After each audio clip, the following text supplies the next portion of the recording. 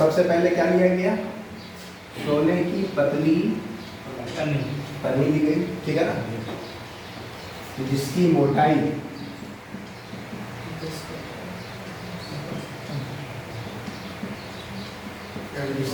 कितनी थी, -6 के लगभग है ना, या -1 मीटर के आसपास, ठीक है। तो इतनी मोटाई की, बहुत ही पतली, इतनी पतली है कि आंखों से आप देख नहीं पाएंगे जब तक कि पूरे ध्यान से न देखें, है ना। तो बहुत ही पतली शीट थी और इसमें अल्फा किरणों से बम्बार्ड कराया गया, ठीक है ना। और इसको कहाँ रखा गया, एक इवैक्यूएटेड चैम्बर में, अंदर में निर्वात है, ठीक है। और ये जो आपको दिखाई देता है एक पर्दा है, इस पर्दे में जिंक सल्फाइड का लेप लगा हुआ है, ठीक है। लेप लगने का कारण क्या है, क्या इससे रीज़न क्या है, तो रीज़न ये है कि ये जो किरणें जा रही है ना, ये किरणें अगर दीवार पर जब टकराएंगे, डिफरेंट पॉइंट पर टकराएंगे ना, तो वो इल्यूमिनेट होगी, चमकीला दिखाई देगा, है कि नहीं, ताकि हम उसको पहचान सकें, सिर्फ इसके लिए। और क्या लगा रहता है, डिटेक्टर लगा रहता है यहाँ पर, ठीक है ना। ये डिटेक्टर ये कैसा होता है, रोटेटिंग, घूमने वाला डिटेक्टर, ताकि दीवार के हर बिंदु का फोटो ले सके, पहचान कर सके, कौन सा रे किस एंगल पर टकराया है, ये पता लगा देता है। क्लियर है? अच्छा, तो सबसे पहले जो है इसमें हम लोग देखेंगे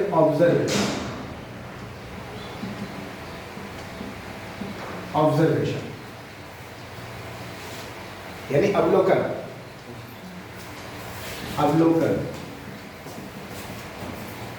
प्रयोग के दौरान क्या देखा गया,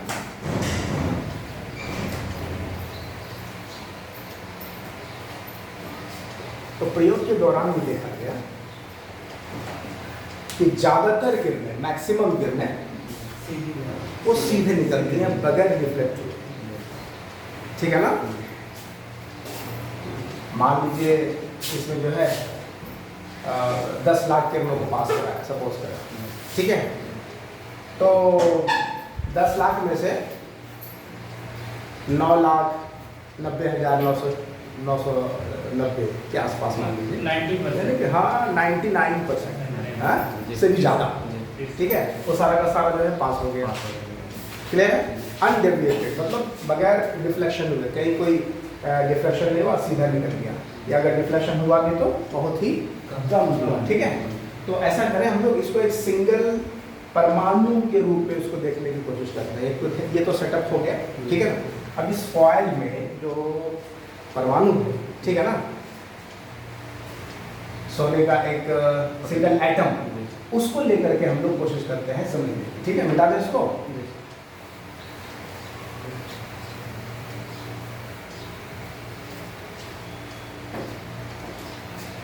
ये मान लीजिए परमाणु का, ये एक परमाणु है, ठीक है। और ये किरणें इस तरह से जा रही हैं, ये किरणें इस तरह से निकल रही हैं, ये अल्फा किरणें, ये अल्फा किरणों का बौछार कराएंगे, ठीक है। तो क्या देखा गया कि ज्यादातर किरणें वो क्या हो गई, बगैर रिफ्लेक्ट किए निकल गई, बाहर पन्नी से बाहर निकल गई, एटम से बाहर निकल गई, है ना। तो लिखेंगे हम लोग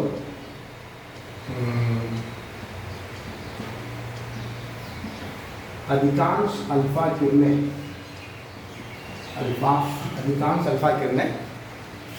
बिना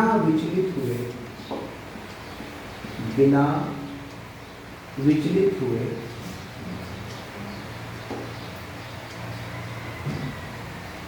पन्नी से बाहर निकल जाएंगे,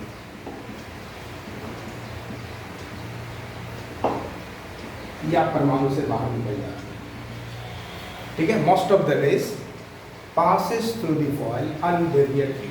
If you most of the rays passes through the foil undeviatedly, ठीक है। ये पहला ऑब्जर्वेशन, क्लियर, ओके।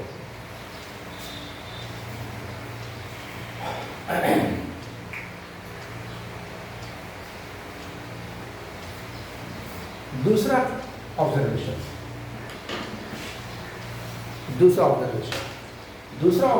ये देखा हमने उस एक्सपेरिमेंट में कि कुछ किरणें ऐसी भी हैं जो डिफ्लेक्ट होती हैं, ठीक है ना। कुछ किरणें ऐसी भी हैं जो क्या होती है, डिफ्लेक्ट होती है, ठीक है ना। तो मान लीजिए इस तरह से डिफ्लेक्ट होती है 90 डिग्री और मोर देन 90 डिग्री के आसपास, ठीक है।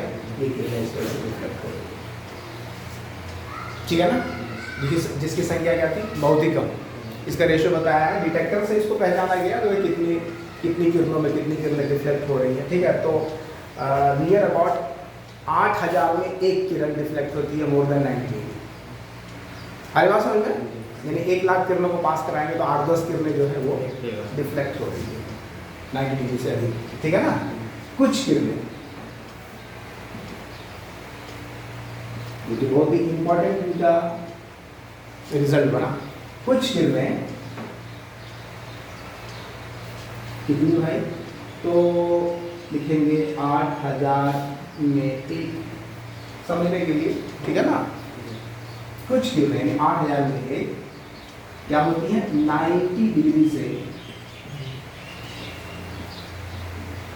अधिक कोण पर विचलित होती है।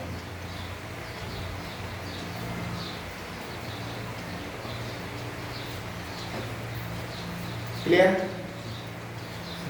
क्लियर है। 2 ऑब्जर्वेशन हो गए। हाँ, सम ऑफ द रेज ब्रैकेट में लिख लो 1 in 8000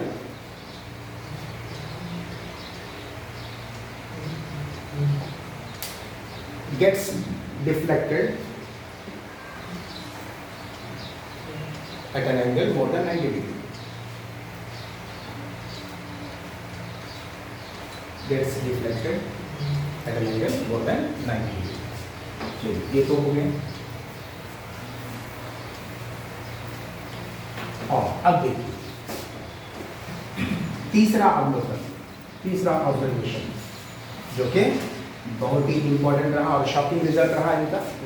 क्या रहा कि इन्होंने ऑब्जर्व किया कि कुछ बहुत ही कम किरणें, यानी कि लाखों में 1-2, ठीक है ना, किरणें ऐसी भी हैं जो हाँ, जिनका डिफ्लेक्शन क्या हो रहा है 180 डिग्री, ऑलमोस्ट क्या हो रहा है, जिस रास्ते से चला था उसी रास्ते में वापस जा रहा है। अरे बात समझ में, यानी कुछ ऐसा जो हो, ये कुछ ऐसा हो रहा है कि ये किरण चली इस तरह से, ठीक है, और ये ऐसे वापस लग गई, जिस डायरेक्शन में चली थी उसी डायरेक्शन में क्या हो गई, ट्रेस हो गई, वापस हो गई, ठीक है ना। तो ये बहुत ही इंपॉर्टेंट इनका ऑब्जर्वेशन रहा।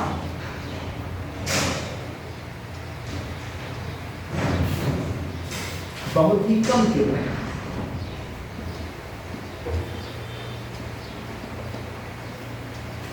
या कुछ किरणें ऐसी भी हैं, कुछ किरणें या इसको हम लिख सकते हैं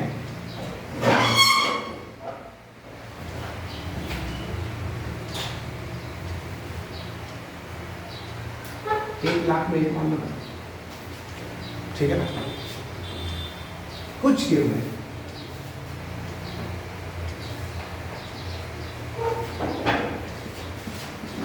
पत्थर से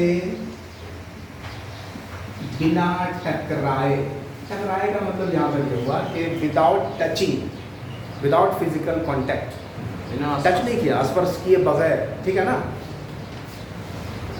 इसको ऐसे लिख लो, विदाउट फिजिकल कांटेक्ट। हरी बात समझ में, विदाउट फिजिकल कांटेक्ट। टक्कर तो ये भी है, चाहे टक्कर में जो है कांटेक्ट में होना शर्त नहीं, ठीक है ना, बगैर कांटेक्ट के भी कॉलिजन माना जाता है, कॉलिजन। लेकिन यहाँ पर हमें ये समझना है कि ये जो हो रहा है ये गया तो ठीक था, लेकिन ना, और क्या हो गया, फिर उसी दिशा में वापस लड़ गई। तो ये किरणें कौन सी किरणें थी, सेंट्रल रेज, ठीक है ना। एटम के सेंटर से सेंटर की तरफ जाने वाली जो किरणें होती हैं वो किरणें, ठीक है ना, वो क्या हो गई, बिना पत्थर से टकराए वापस अपनी दिशा में, यानी जिस दिशा में चली थी अपनी दिशा में, अपनी दिशा का मतलब क्या हुआ, एंगल ऑफ डेविएशन 180 डिग्री। आ रही बात समझ में? एंगल ऑफ डेविएशन कितना हो रहा है? 180 डिग्री। क्लियर है? अपनी दिशा में लौट जाती है। ये जो ऑब्जर्वेशन था बहुत ही क्रांतिकारी, समझ लीजिए ये चीज़। इसी से पता चला कि हर एटम का कोई सेंटर होता है, न्यूक्लियस होता है, जहाँ पर पॉजिटिव चार्ज जमा होता है। ठीक है ना? ये इन्होंने कंक्लूड करके बताया। ठीक है? ये ऑब्जर्वेशन था कि कुछ किरणें पत्थर से बिना टकराए वापस अपनी दिशा में लौट जाए। क्लियर है? चलिए, अब इन ऑब्जर्वेशंस के आधार पर उन्होंने एक मॉडल तैयार किया, जिसको निष्कर्ष भी कहेंगे और atomic model of Rutherford atomic model भी नाम दिया जाए। क्लियर है? अच्छा, हाँ, देखिए, सम of the raise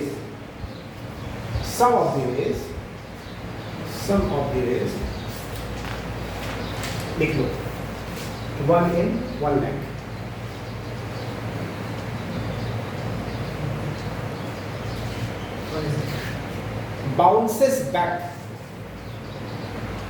bounces back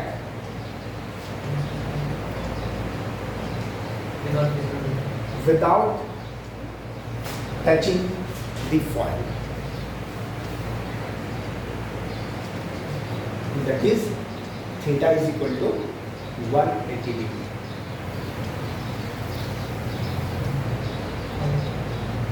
ठीक है? सोने के पानी में से बहुत सारा आइटम बहुत सारे आइटम अब कल तो आपको दिखाए थे ना। और जो पन्नी है, इसको पतला इस लेने का जो है रीज़न ये था कि उसमें एटम की संख्या क्या हो, कम से कम हो।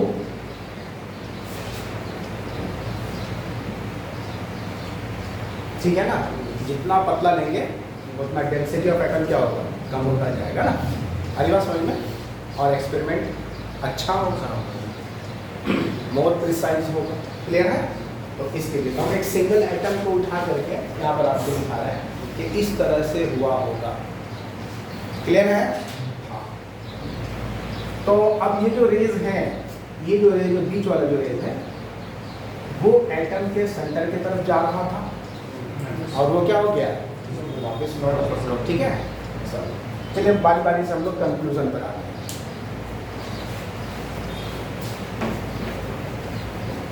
निष्कर्ष लिखिए।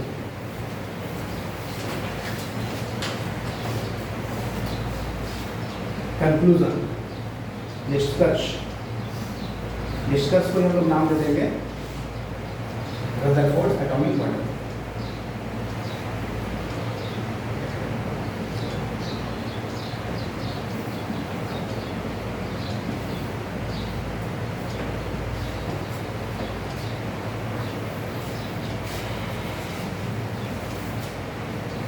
सबसे पहली बात इन्होंने क्या बताया, चूंकि अधिकांश किरणें क्या हो रही हैं, बगैर डेविएट हुए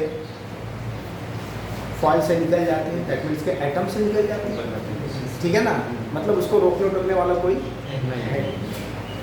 इसका क्या मतलब हो गया? इसका मतलब सीधा सा मतलब ये हो गया कि किसी भी एटम का, किसी भी परमाणु का अधिकांश भाग खाली होता है। क्लियर है? अधिकांश भाग क्या होता है, खाली। लिखेंगे इसको, किसी भी परमाणु का अधिकांश भाग, किसी भी परमाणु का अधिकांश भाग खाली होता है।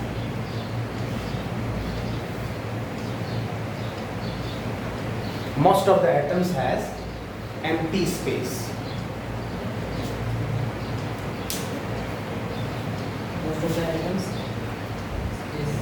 हाँ, most of the part of the atom, most of the part of an atom is empty, खाली। ठीक है? खाली का मतलब क्या हुआ? खाली का मतलब ये हुआ कि ये अल्फा किरणें, एक्चुअली अल्फा किरणें होती क्या है? अल्फा रेज जो होती है क्या होती है? एक भारी भरकम किरण होती है। भारी इन द सेंस, अल्फा जो होता है ये हीलियम का नाभिक होता है। हीलियम के परमाणु परमाणु से अगर 2 इलेक्ट्रॉन निकाल लिया जाए उसके पास चार्ज कितना हो जाएगा, +2, और मास नंबर कितना हो जाएगा, 4। आगे बात समझ में, फिर से समझिए, इस पर जो चार्ज होगा कितना हो जाएगा, +2e होगा कि नहीं होगा, और इसका मास कितना हो जाएगा, हाइड्रोजन के मास का 4 गुना, हाइड्रोजन के मास का 4 गुना। क्लियर है? तो भारी भी है ना ये, तो हाइड्रोजन से 4 गुना भारी है, और आगे से भी अच्छा खासा है, +2e। क्लियर है? तो और ये बहुत ही हाई वेलोसिटी के साथ जा रहा है कि जा रहा है। ऐसे भी जब कोई पार्टिकल हो, अगर उसकी वेलोसिटी बहुत ज़्यादा है, मान लो उसके पास मोमेंटम बहुत ज़्यादा है, संवेग बहुत ज़्यादा है ना, ठीक है। सोचो इस पार्टिकल को बीच में कोई रोकने वाला नहीं रहा, और इसका मतलब ये हो गया खाली जगह, ठीक है।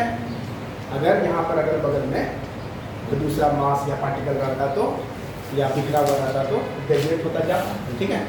लेकिन क्या देखा गया है कि ज़्यादातर किरणें तो निकल जाती हैं, ठीक है। अच्छा, कुछ किरणें जो डेविएट हो रही है, चाहे 90 डिग्री से कम हो रही हैं, 90 डिग्री से ज़्यादा हो रही है, या 180 डिग्री हो गया, ठीक है। तो कौन सी किरणें थी? वो किरणें थी जो परमाणु के नाभिक के पास से होकर गुजर रही है।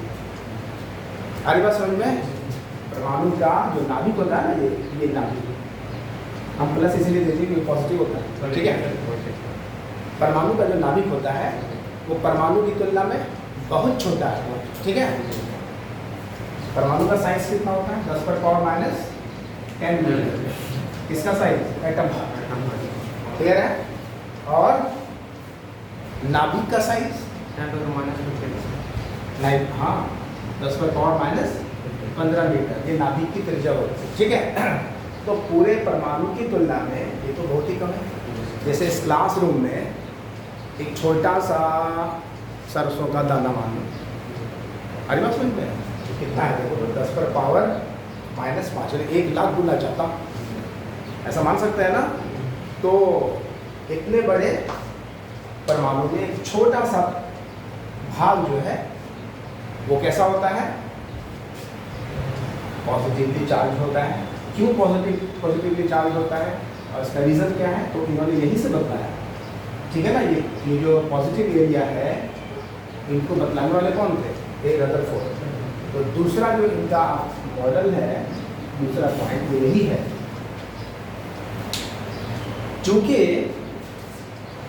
जो किरणें सेंटर की तरफ जा रही होती हैं, न्यूक्लियस की तरफ जा रही होती हैं, ठीक है ना, जो किरणें न्यूक्लियस की तरफ जा रही होती हैं, तो वो डेविएट क्यों हो जाती है, डिफ्लेक्ट क्यों हो जा रही है,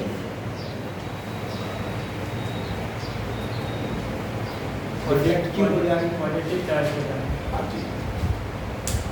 तो हो ये रहा है कि अल्फा किरण बहुत ही हाई स्पीड के साथ जा रही है, ठीक है ना। और यहाँ पर ये जो पॉजिटिव चार्ज है, ठीक है ना, पॉजिटिव चार्ज की वजह से ये जरूर यहाँ पर रिपल्सन होता होगा, ठीक है। और चूंकि स्पीड बहुत ज़्यादा है तो इसलिए जो है साइड से मतलब ये डिफ्लेक्ट हो जा रहा है कि नहीं। और जो किरण बिल्कुल सेंटर की तरफ जा रहा है तो उससे आमने सामने की लड़ाई हो जाएगी। अरे बात समझ में, जो सेंट्रल जो लाइन है नाभिक के सेंटर की तरफ जा रहा है, तो देखो इसको न्यूक्लियस को स्ट्रॉन्ग क्यों माना गया, सेंट्रल पॉइंट को इतना स्ट्रॉन्ग क्यों माना गया, तो समझिए जैसे ये मान लीजिए ये आपका जो है अल्फा पार्टिकल है, काफ़ी तेजी के साथ जा रहा है कि नहीं, काफ़ी तेजी के साथ। तो ये काफ़ी तेजी के साथ जा रहा है और सेंटर की तरफ जा रहा है, लेकिन ये बगैर टच के इसको रिफ्लेक्ट कर दे रहा है। इसका क्या मतलब हुआ, इसका मतलब ये हुआ कि इस इतने भारी पार्टिकल को इतने तेज रफ्तार के साथ जाने के बावजूद ये वाला एरिया सेंट्रल पार्ट इसको रिफ्लेक्ट कर दे रहा है। दैट मीन्स के यहाँ पर जो चार्ज है पॉजिटिव चार्ज वो हेवी भी होगा इससे, है कि नहीं है, हालांकि रेस्ट में है ना, इसके बावजूद इसको लौटा दे रहा है। दैट मीन्स के यहाँ पे जो सेंट्रल पार्ट जो होगा, जो कोर होगा, वो कैसा होगा, एक तो पॉजिटिव होगा, ये तो क्लियर हो गया, रिफ्लेक्ट करा रहा है। दूसरा क्या होगा, काफ़ी हेवी होगा, काफ़ी हेवी होगा ना, ठीक है। तो इन्होंने कंक्लूजन निकाल दिया कि किसी भी परमाणु का जो संपूर्ण धनावेश है, टोटल पॉजिटिव चार्ज, वो एक ही जगह पर सेंट्रॉइड है, ठीक है ना, और वो काफ़ी हेवी भी है। यानी कि उन्होंने ये भी कहा कि परमाणु का लगभग समस्त द्रव्यमान सेंटर पर ही सेंट्रॉइड है, जिसको हम लोग क्या नाम दिए, उन्होंने नाम दिया न्यूक्लियस। तो नाभिक की खोज किसने की है? हरी बात समझ में? तो नाभिक उनको नाम दिया है। क्लियर है? तो दूसरा मॉडल हम लोग ऐसे लिख देंगे कि किसी भी परमाणु का समस्त धनावेश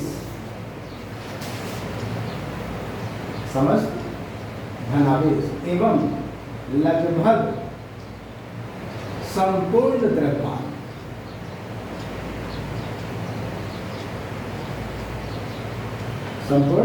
द्रव्यमान उसके केंद्र पर क्या होता है? संचित होता है, कॉन्सेंट्रेटेड होता है। उसके केंद्र पर क्या होता है? संचित होता है, जिसे नाभिक कहा जाता है। इन्हीं को नाभिक कहा गया। क्लियर है ना? जिसे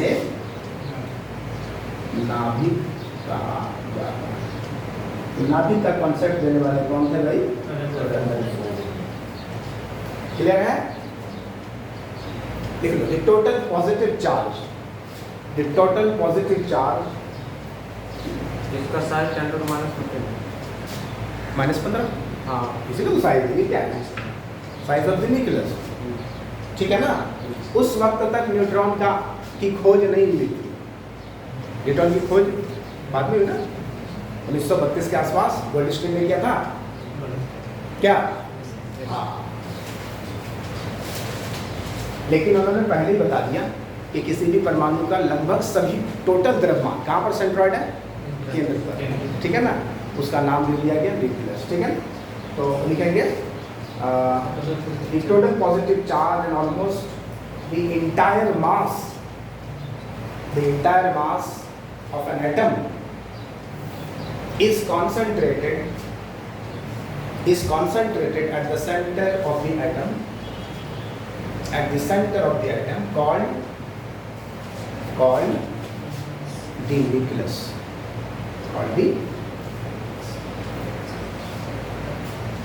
क्लियर है? तीसरी बात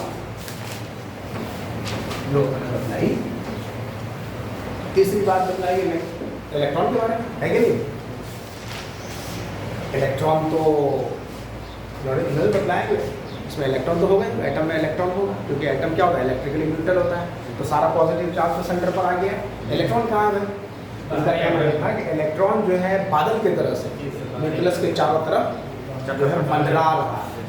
हमारी बात समझ में? तो वो जो है न्यूक्लियस के चारों तरफ सर्कुलर ऑर्बिट में चक्कर लगा रहा है। क्लियर है?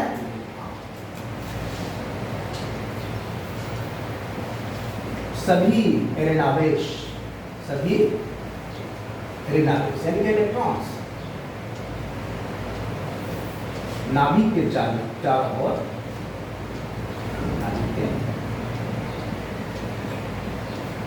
ओर वृत्तीय कक्षाओं में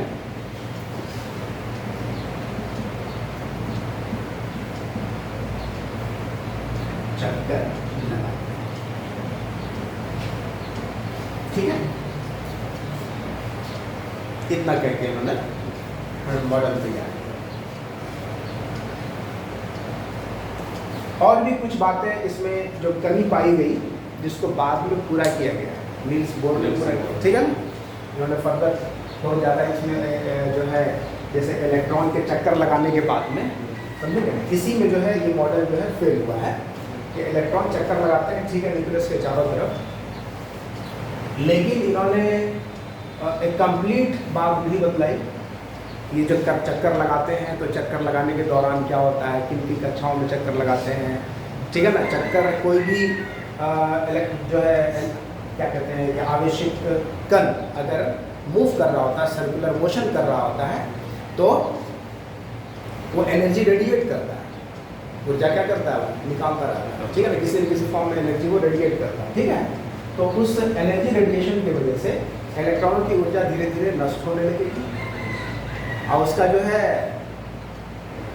जो वृत्तीय कक्षा है, सर्कुलर ऑर्बिट है, वो रेडियस धीरे धीरे घटेगी ना, जब एनर्जी लूज होगा तो, है कि नहीं है, घटते घटते घटते एकदम घट जाएगी और वो नाभिक पर गिर जाएगा। ऐसा होना चाहिए था, ठीक है ना, तो लेकिन ऐसा होता तो नहीं है, तो स्टेबल होता है, ठीक है ना।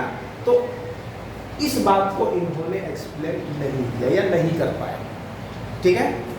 बाद में नील्स बोर ने इसको जो है और अच्छे से एलेबोरेट किया, समझाया कि ये इलेक्ट्रॉन जो है चक्कर तो लगाते हैं, लेकिन उनके चक्कर लगाने का अपना एक ये तरीका होता है, ठीक है, जिसको हम लोग आगे पढ़ेंगे। आगे बात समझ में, ये मॉडल समझ में आए, ये तो बिल्कुल बेसिक स्ट्रक्चर ऑफ एटम दे दिया रदरफोर्ड ने के, और होता भी ऐसे, ठीक है ना, कि न्यूक्लियस के अंदर जो है सारा पॉजिटिव चार्ज कॉन्सेंट्रेटेड होता है और सारा मास भी कॉन्सेंट्रेटेड होता है, और इलेक्ट्रॉन क्या होते हैं, न्यूक्लियस के चारों तरफ चक्कर लगाते हैं। ओके, चलिए यहाँ से क्वेश्चन रह सकते हैं, इसको अपने दिमागों में रखिए, दिमाग में रख लीजिए। अब देखिए कुछ चीज़ें हैं, डिस्टेंस ऑफ क्लोजेस्ट अप्रोच, आप लिखें इसको, और the negative charges revolve on the nucleus. हाँ गुड गुड, चलो हेडिंग डालो, डिस्टेंस ऑफ क्लोजेस्ट अप्रोच।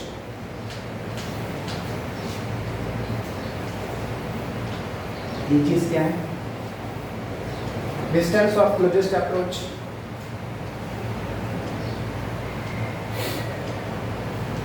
ये न्यूक्लियस था, है ना, न्यूक्लियस एटम का जो सेंट्रल पार्ट है न्यूक्लियस है, और ये अल्फा किरण जा रही है, ये अल्फा किरण है, अल्फा रे काफी तेजी के साथ, जो सेंट्रल रे जो जा रहा होता है, ये वाला जो बीच वाला किरण है, तो क्या देखा गया, ये जो है जाते जाते जाते जाते जाते किसी एक पॉइंट पर आकर के फिर क्या होता है, लौटने लगता है कि नहीं है। तो कितना नजदीक तक पहुंच सका, न्यूक्लियस के कितना नजदीक पहुंच सका, टच तो नहीं करेगा उसमें, ठीक है। तो ये जो डिस्टेंस रह गया, देखिए ये वाला जो डिस्टेंस है, इसके सेंटर से ये जो डिस्टेंस हमारा है, इसको हम लोग नाम दे रहे हैं डी नाम दे रहे हैं, ठीक है, समझ में आ रही बात। जहां तक वो जाकर के लौटा, तो यहाँ से जो मिनिमम डिस्टेंस है सेंटर का, सेंटर से डिस्टेंस, ठीक है, तो उस डिस्टेंस को क्या नाम है, डिस्टेंस ऑफ क्लोजेस्ट अप्रोच। इसको कैसे निकाल सकते हैं, बहुत ही सिंपल है। अल्फा किरण जब चल रही होती है, इसके पास मास है, वेलोसिटी है, तो काइनेटिक एनर्जी है ना इसके पास, गतिज ऊर्जा है इसके पास, ठीक है, तो गतिज ऊर्जा कितनी है, हाफ एम ऊर्जा है इसके पास, ठीक है, ओके। अब इस ऊर्जा के साथ वो चला, तो धीरे धीरे जो है जब न्यूक्लियस की तरफ जा रहा होगा, तो उधर से रिपल्सन फोर्स लगना शुरू करेगा, ठीक है ना, तो इसको रेजिस्ट करेगा ना, तो क्या होगा, इसकी वेलोसिटी घटेगी, घटेगी ना वेलोसिटी, तो जब वेलोसिटी घटेगी तो काइनेटिक एनर्जी भी तो घटेगी, ठीक है ना। जैसे मान लीजिए जब इसके क्षेत्र में आएगा, जब इसका जो है रिपल्सन फोर्स का जो ये सिग्निफिकेंस बढ़ने लगेगा, तो इसकी वेलोसिटी घटेगी ना, उसके एरिया में जाने लगा, हाँ, तो उससे क्या होगा, मान लीजिए घटते घटते घटते घटते घटते यहाँ पर क्या हो गया, वेलोसिटी घट के जीरो हो गई, तो काइनेटिक एनर्जी यहाँ पर जीरो हो गई ना, तो ऊर्जा तो संरक्षित रहता है, गतिज ऊर्जा तो ठीक है जीरो हो गई, लेकिन यही गतिज ऊर्जा किसमें बदल गई, स्थिर ऊर्जा। और कौन सी स्थिर ऊर्जा, इलेक्ट्रोस्टैटिक स्थिर ऊर्जा। सोचिए ये भी तो आवेश है कि नहीं, आवेश, इस पर टोटल आवेश कितना है, Q बराबर +2E है कि नहीं है या ना, ये आवेश है ना इसके पास। और जब यहाँ और ये जो हमारा गोल्ड का या कोई सभी एटम है, तो उसकी परमाणु संख्या मान लो Z है, ठीक है ना, एटॉमिक नंबर कितना Z, तो उसके पास टोटल चार्ज कितना प्लस Z है, कि बोलो है। तो किसी भी दो आवेश के बीच में इलेक्ट्रोस्टैटिक पोटेंशियल एनर्जी का फॉर्मूला क्या होता है, बताया गया था, 1/4 पाई एप्सिलॉन नॉट। देखिए दो चार्जेस है Q1 Q2, दो चार्जेस है Q1 Q2 दोनों के बीच का डिस्टेंस r है। तो बताओ इसकी एनर्जी कितनी होगी? बताओ only r not r square. Q1 Q2 बटे पता है ना, होता है इलेक्ट्रोस्टैटिक ऑलरेडी पढ़ चुके हैं। तो यहाँ पर देखो ये हो गया Q1 और ये क्या हो गया Q2। देखो जब ये यहाँ पहुँच जाएगा तो यहाँ पर पोटेंशियल एनर्जी पास आ जाएगी ना, आएगी नहीं आएगी? देखिए ध्यान से, जब पार्टिकल यहाँ पर रहेगा तब भी पोटेंशियल एनर्जी रहेगी, काइनेटिक एनर्जी रहेगी, दोनों रहेगी। लेकिन यहाँ पर पोटेंशियल एनर्जी कम होगी, काइनेटिक एनर्जी ज़्यादा होगी। जैसे जैसे आगे बढ़ेंगे गति ऊर्जा घटती जाएगी, पोटेंशियल एनर्जी बढ़ती जाएगी।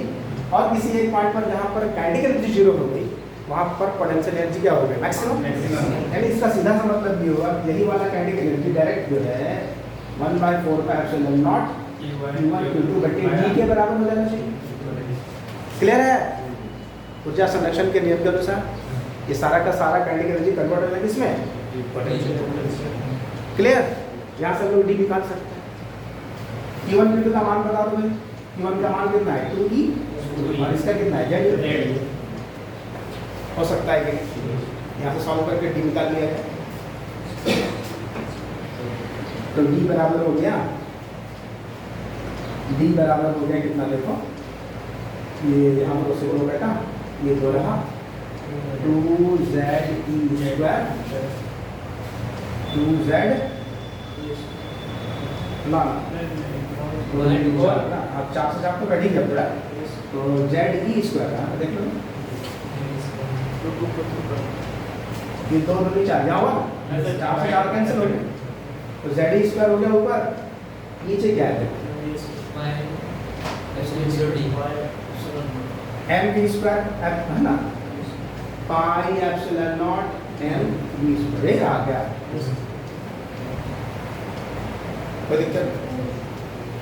देखो सॉल्व करके बस ठीक है लगा। जेड क्या चीज है? न्यूक्लियस की परमाणु संख्या, वो एटम की परमाणु संख्या है। गोल्ड के केस में कितना है? 79 है ना परमाणु संख्या गोल्ड का। खैर जो भी क्लियर है यहाँ।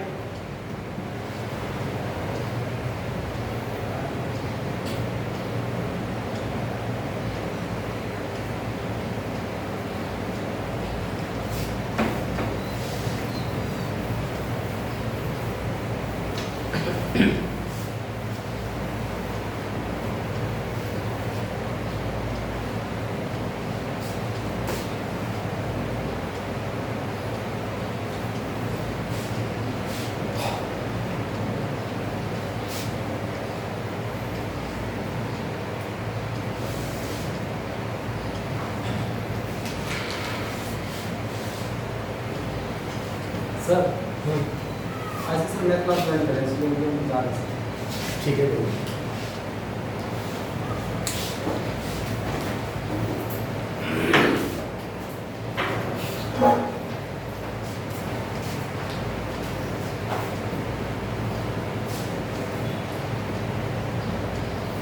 अब इसकी कमियाँ क्या, इसमें कमी रह गई उसको जानना है ताकि आगे उसका मॉडिफिकेशन समझ सकें, है कि नहीं? सुधार। इसमें कमी क्या रह गई थी तो बताएंगे। मेन जो इसमें कमी है जिसकी वजह से ये मॉडल जो है आगे चल नहीं सका, इलेक्ट्रॉन कैसे खुलता है उसको हाँ एक्सप्लेन नहीं करना। और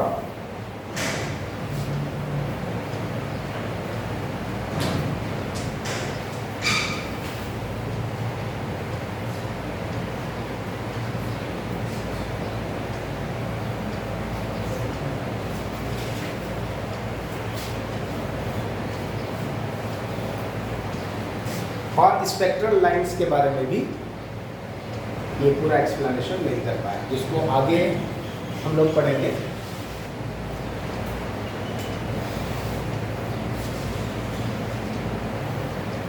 तो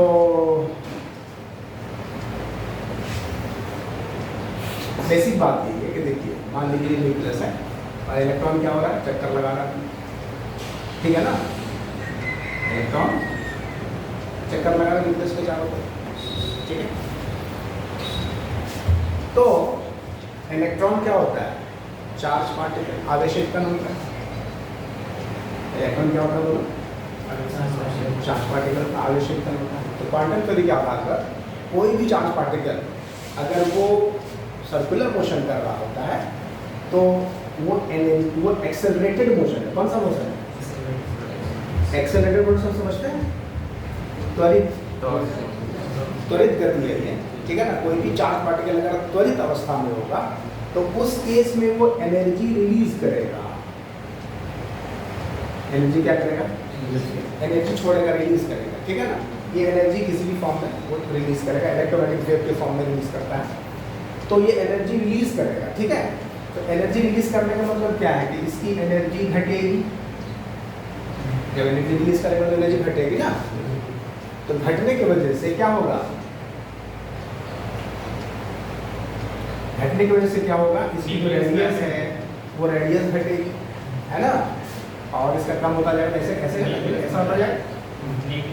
हाँ, घटते घटते घटते घटते घटते घटते घटते फाइनली वो न्यूक्लियस में मिल जाएगा। ऐसा होना चाहिए था, ठीक है, क्लियर है। तो जब ऐसा हो जाना चाहिए लेकिन ऐसा होता नहीं है, ठीक है। इसी चीज को एक्सप्लेन ये नहीं कर पाएगी, यही ये ड्रॉप है। क्लियर है? यही क्या है? ड्रॉप है। बाद में नील्स बोर ने अच्छे ढंग से एक्सप्लेन करके समझाया कि कोई भी इलेक्ट्रॉन चक्कर तो लगाता है न्यूक्लियस के, लेकिन हर इलेक्ट्रॉन के चक्कर लगाने का अपना ऑर्बिट फिक्स होता है, ठीक है ना।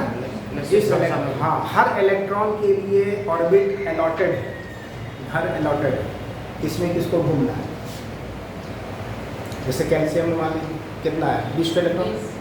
तो 20वें इलेक्ट्रॉन कहाँ कहाँ घूमेगा उसके लिए ऑर्बिट फिक्स किया हुआ है। पहले ऑर्बिट में जो इलेक्ट्रॉन जिसको रहना है वो पहले ही में रहेगा, वो दूसरे में नहीं जाएगा। हमारी बात समझ में? या अपने मन से तीसरे में नहीं चला जाएगा, ठीक। तो जोन सा इलेक्ट्रॉन जिस ऑर्बिट के लिए स्पेसिफाइड है वो उसी में घूमेगा, और जब वो अपने कक्षा में घूमता है तो किसी तरह की एनर्जी रिलीज नहीं करता है। ये ऑर्बिट में क्या नील्स बोर ने समझाया। एनर्जी रिलीज तभी होता है जब इलेक्ट्रॉन एक कक्षा से दूसरी कक्षा में जाते हैं या उसको ले जाया जाता है किसी वजह से। हमारी बात समझ में? उसी केस में एनर्जी रिलीज होती है, और वो एनर्जी रिलीज होती है in the form of electromagnetic wave, ठीक है, क्लियर है। तो एक चीज इसको लिखना है तो आप लिख सकते हैं, या समझ गए, बहुत अच्छी बात। क्या खास बात है?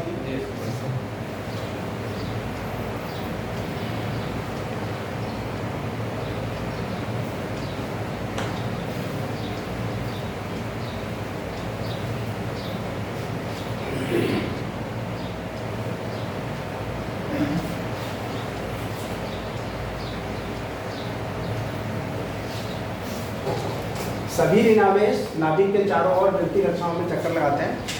तो वृत्तीय कक्षा में चक्कर तभी लगेगा जब इसको सेंट्रीपिटल फोर्स मिलेगा। सेंट्रीपिटल फोर्स कौन देता है? नाभिक और इलेक्ट्रॉन के बीच लगने वाला इलेक्ट्रोस्टैटिक फोर्स, कूलम्ब बल जिसको कहते हैं।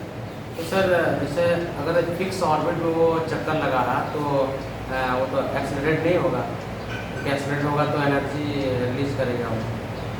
फिक्स ऑर्बिट में चक्कर लगाएगा ना तो उसका आपको मोशन कांस्टेंट, उसकी वेलोसिटी तो होगी, वेलोसिटी तो चेंज होता है, एक्सेलरेशन भी होगा। कोई भी पार्टिकल अगर जो है सर्कुलर मोशन करता है, एक्सेलरेशन होता है उसमें, हाँ त्वरण होता है, हाँ उसकी वेलोसिटी बदलती है, लेकिन स्पीड क्या होता है? उसका कांस्टेंट होता है। हमारी बात समझ में? बहरहाल इसकी स्पीड जो है वो काफ़ी हाई स्पीड भी होती है इलेक्ट्रॉन की, है कि नहीं, जो घूमता रहता है। और जब तक वो अपनी कक्षा में रहता है तब तक एनर्जी रिलीज नहीं होती,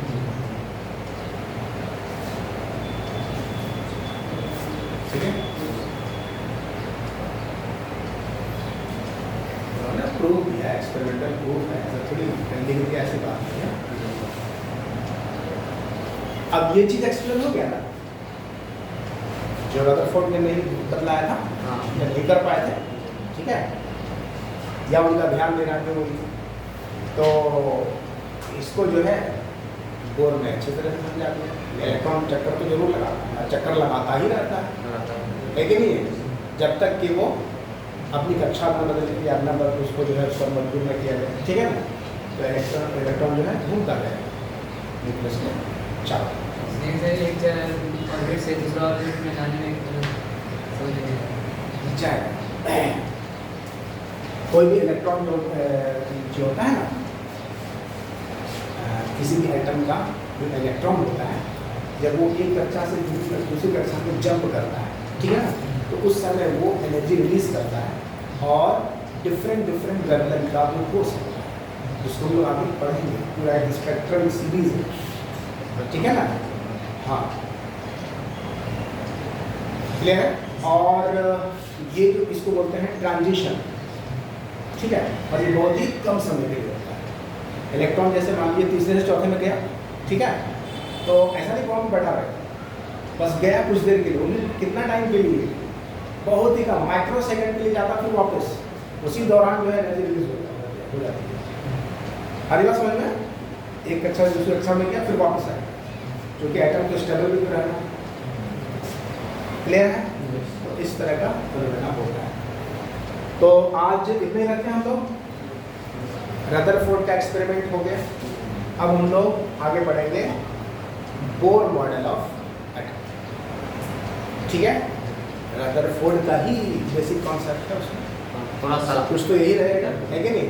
अब उसमें जो है उन्होंने जो बाद में जो कुछ चीज़ों को जोड़ा है उसको हम लोग, ठीक है, चलिए।